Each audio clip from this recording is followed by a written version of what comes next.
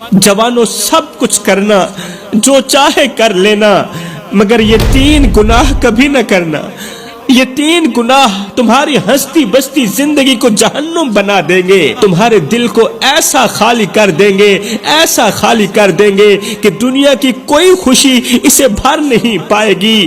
آخر وہ کون سے 3 گناہ ہیں جو ہنستا بستا گھر اجاڑ کے رکھ دیتے ہیں؟ سنو، پہلا گناہ والدین کو دکھ دینا، ماں باپ کو دکھ دینا۔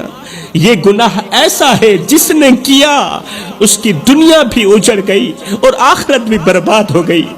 ماں باپ جن کے قدموں تلے جنت رکھی گئی، اگر ان کی بد دعا لگ جائے، اگر ماں باپ کی بد دعا لگ جائے تو نہ زمین پر سکون رہتی ہے، نہ آسمان سایہ دیتا ہے۔ فرمایا دوسرا گناہ زنا کرنا۔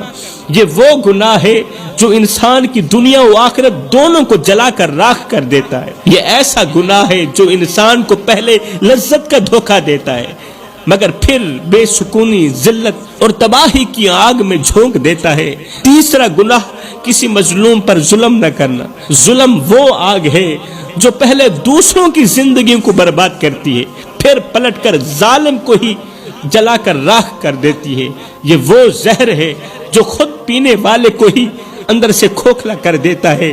جس نے ظلم کیا، چاہے زبان سے، چاہے ہاتھ سے، چاہے طاقت کے نشے میں، وہ کبھی چین کی نیند نہ سو سکا۔